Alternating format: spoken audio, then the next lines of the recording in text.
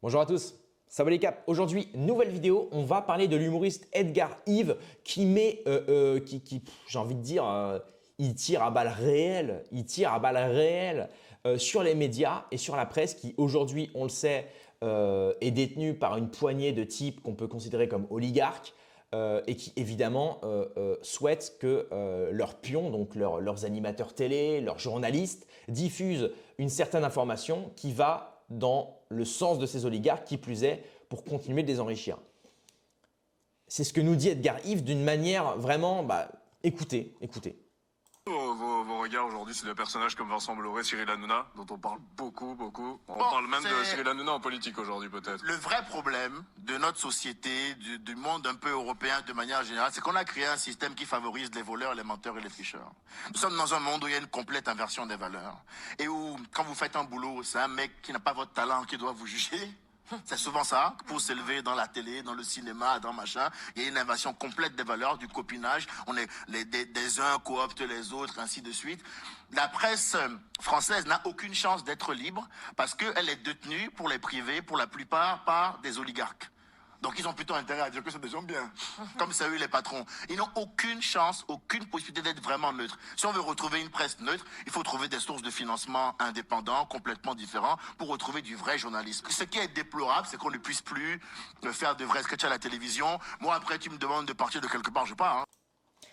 Mais il a tout résumé. Moi, j'aime beaucoup quand il dit justement que voilà, aujourd'hui, il y a une poignée d'oligarques qui détiennent les médias. Donc forcément, ceux qui travaillent pour ces médias-là, ils ont intérêt à dire que les oligarques sont des gens bien. C'est logique. Et on l'a vu aujourd'hui avec, regardez, avec les conflits au Proche-Orient, les conflits même en Ukraine-Russie. Tous ces gens-là qui vous désinforment à longueur de journée. Regardez qui les finance. Regardez quels sont leurs intérêts financiers économiques. On prend le cas de Hanouna avec Bolloré, effectivement. Souvenez-vous de Louis Boyard, député LFI, qui était passé sur le plateau de Hanouna et qui était pote avec Hanouna même, fut une époque, et qui a commencé à dire Bolloré, truc, machin. Il a commencé à critiquer lourdement Bolloré. Hanouna, mais il est devenu colère. Et je crois même que Boyard a porté plainte ou il a fait un signalement à l'Arcom. Parce que Hanouna avait insulté Boyard en direct, avait dit « Mais de qui tu parles? C'est mon patron, t'étais bien content de prendre 5 000 € par émission à l'époque, truc, machin. » Mais justement, là pour le coup, moi je suis pas fan de LFI, je suis pas fan de Louis Boyard, mais on peut pas reprocher à Louis Boyard d'exercer la liberté d'expression, mais surtout d'être un homme libre. Bien qu'évidemment, il y a certainement un double discours là-dedans, mais je veux dire, Boyard, il va sur une chaîne télé, il prend des chèques, c'est très bien. Mais ça ne veut pas dire pour autant qu'il doit fermer sa gueule face à Bolloré qui, par exemple, il faut le rappeler, pille l'Afrique. Il pille aujourd'hui les richesses de l'Afrique pour pouvoir s'en servir, pour pouvoir s'enrichir. Là, je suis désolé, c'est mon petit côté marxiste qui reprend. Bon, voilà, il exploite le temps et la force des travailleurs pour lui s'enrichir sans fournir vraiment d'efforts. C'est un businessman, quoi. Lui, il fait des affaires. Je ne suis pas sûr qu'il mette les mains dans le cambouis. Et c'est le cas de plein d'autres. Donc forcément, comme il le dit, si on veut retrouver un journalisme neutre, une presse neutre et une presse qui fait vraiment le boulot, il nous faut des financements libres. Et le souci, c'est que dans la vie, vous savez, on est toujours soumis à quelqu'un. Toujours. Moi-même sur YouTube, je suis soumis à l'algorithme, je suis soumis à mon auditoire. Si aujourd'hui je veux faire des vues, et faire grossir mon audience, il faut que je lisse mon image. Il faut que j'aille dans le sens de mon auditoire. Il suffit que j'aille dans mes statistiques. J'ai tout un panel de statistiques. Je connais l'âge de ceux qui me regardent. Je connais la ville de ceux qui me regardent. Je sais si vous êtes des hommes ou des femmes. Je sais quel âge vous avez. Je sais où est-ce que vous vous situez. Je sais quels sont vos revenus, etc. J'ai toutes les informations dans mon panel YouTube Studio. Et donc je sais, si je suis pervers, je peux adapter mon discours en fonction de ceux qui me regardent pour pouvoir faire grossir justement mon audience. Mais c'est pas ce que je fais parce que je suis un homme libre, ou du moins j'essaye d'être un homme libre et j'essaye justement de sortir de tout ça. C'est pour ça que je vous dis que malheureusement, des fois je traite une actualité et ça va pas forcément dans le sens dans lequel j'aimerais que ça aille parce que je cherche la vérité universelle. Je suis dans la recherche de la vérité. Moi, je m'en fous de traiter d'une information et que cette information-là n'aille pas dans mon discours à moi ou qu'elle n'aille pas dans le discours de ce que voudrait la masse. Non, je recherche simplement la vérité et la vérité, elle découle de la logique, elle-même découle de la morale. Ou inversement, la morale découle de la logique découle de la vérité, etc. etc. Vous savez, Kant, il appelle ça l'éthique déontologique. Il parle même d'autonomie morale. Moi, je suis assez d'accord. Je suis assez d'accord sur ça. Bon, bref, ce n'est pas le moment de tourner philosophie, mais vous avez compris. Et donc, pour revenir à ce que nous dit Edgar Yves, effectivement, la puissance aujourd'hui des médias. Mais vous savez, ce qui est marrant, c'est que les mêmes gros médias, on se rend compte que la plupart, d'ailleurs, ne survivent pas en fait. Il suffit de voir Combini qui a coulé ou qui est en train de couler, mais qui reçoit donc des dons d'oligarques et de gens et de milliardaires parce que c'est leur seul moyen de survivre. Et c'est pour ça qu'aujourd'hui, les types comme moi, et moi je suis personne, hein, je suis une petite merde hein, dans cet univers, hein, je suis une petite poussière, hein, mais c'est pas pour rien qu'aujourd'hui des gens comme moi et d'autres sur Twitter, sur Instagram, sur YouTube, sur Telegram font des vidéos actualités, créent leur propre forme d'information, leur propre média ou simplement leur relais d'actualité et que ces gens-là arrivent à faire un petit peu de vues et à avoir un petit peu d'audience. C'est parce qu'aujourd'hui, si des gens comme nous, des gens du peuple, on n'a pas de diplôme, on n'est pas journaliste, on n'a pas de carte de presse, mais aujourd'hui, on arrive à informer des gens et ces gens-là sont contents de l'information qu'on traite. Regardez les commentaires de mes vidéos, regardez les commentaires des vidéos des gens qui traitent l'actualité. C'est vrai, aujourd'hui, on arrive à satisfaire énormément de gens. Pourquoi? Parce que nous, on est libre et on dépend simplement de vous. Oui, vous qui nous regardez. Simplement grâce à votre soutien, grâce à le fait que vous relayez nos vidéos, que vous mettiez des pouces bleus, que vous mettiez des commentaires, que certains nous financent, notamment avec l'abonnement Rejoindre, pour tous ceux qui peuvent d'ailleurs, hein, l'abonnement Rejoindre, 4,99 par mois, ça me permet justement d'être libre dans ce que je dis et de ne pas dépendre de certaines personnes qui voudraient, ou du moins certaines personnes qui ont un caractère et une idiosyncrasie, une outrecuidance idéologique qui fait que je serais obligé de suivre cette ligne idéologique parce que ce seraient mes patrons. Ben, en l'occurrence, non. Ceux qui me soutiennent, ils soutiennent justement la liberté d'expression. Ils veulent une information libre. Et c'est grâce à ça aujourd'hui que des gens comme moi et comme d'autres arrivent aujourd'hui à faire de l'information libre et qu'on arrive à justement être dans une certaine recherche de la vérité. En tout cas, c'est ma ligne idéologique. C'est celle de la recherche de la vérité. Il n'y a pas de gauche, il n'y a pas de droite, il n'y a pas de… Non. Le jour où la droite dira quelque chose de mauvais, je vais le relayer. Le jour où la gauche dira quelque chose de mauvais, je vais le relayer. Et le jour où la gauche dira quelque chose de bien, je vais le relayer. Et le jour où la gauche dira quelque chose de bien, je le relayerai. C'est exactement comme avec tous les conflits comme au Proche-Orient. Certains demandent la peine de mort pour Netanyahou. Mais moi, vous savez, Netanyahou, je ne demande pas à ce qu'il crève. Absolument pas. Je demande à ce qu'il arrête le massacre en Palestine. Et le jour où Netanyahou va dire quelque chose de bien, je vais le relayer aussi.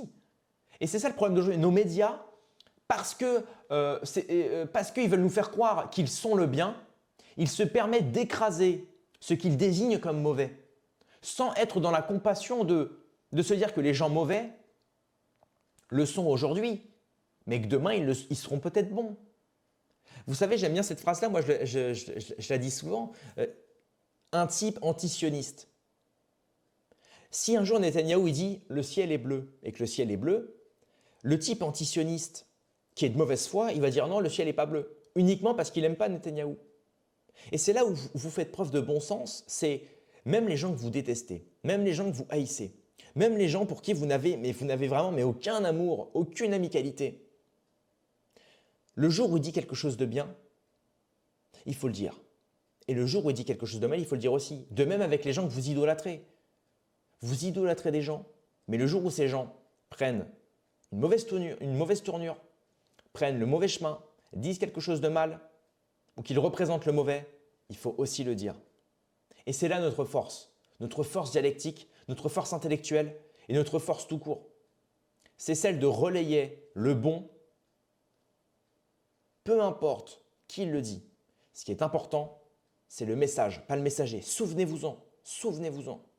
Moi aussi, ça me fait chier des fois de relayer certaines personnes que j'aime pas forcément. Je ne peux pas me piffrer leur gueule, je ne peux pas ceci, je ne peux pas cela. Mais moi, j'essaye de sortir de tout ça et de me concentrer sur le message qui est dit. Le message, très important, très très important. Le message. Et aujourd'hui, Edgar Yves, je le félicite parce que c'est un humoriste qui commence, je ne le connais pas personnellement, hein, mais s'il passe à la télé, c'est qu'il est quand même un peu mainstream, c'est qu'il a un petit peu d'audience et qu'il marche et qui certainement, il est un petit peu aussi dans le système.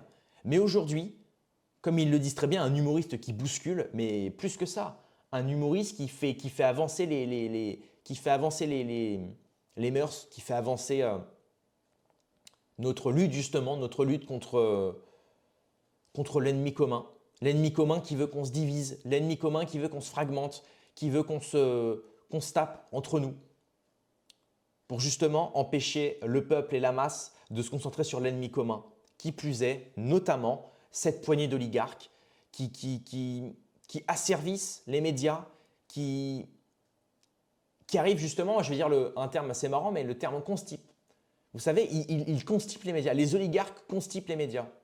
Qui fait qu'aujourd'hui, l'information vraie, l'information véritable est bloquée. Elle est bloquée. Et à la place, vous avez un ramassis de merde qui sort. Des mensonges qui vont justement dans les intérêts de ces oligarques, qui vont dans les intérêts de ces médias, qui, je le rappelle, ont pour patron ces mêmes oligarques. Je suis désolé si je me répète un petit peu, mais c'est essentiel. Vous savez, hein, moi-même qui fais de la boxe, on apprend par la répétition. Si vous voulez savoir mettre un middle kick, il faut en faire 1000 au sac, il faut en faire 1000 en shadow, il faut en faire 1000 au PAO et vous saurez mettre des middle kicks. On ne sait pas faire un middle kick en une fois.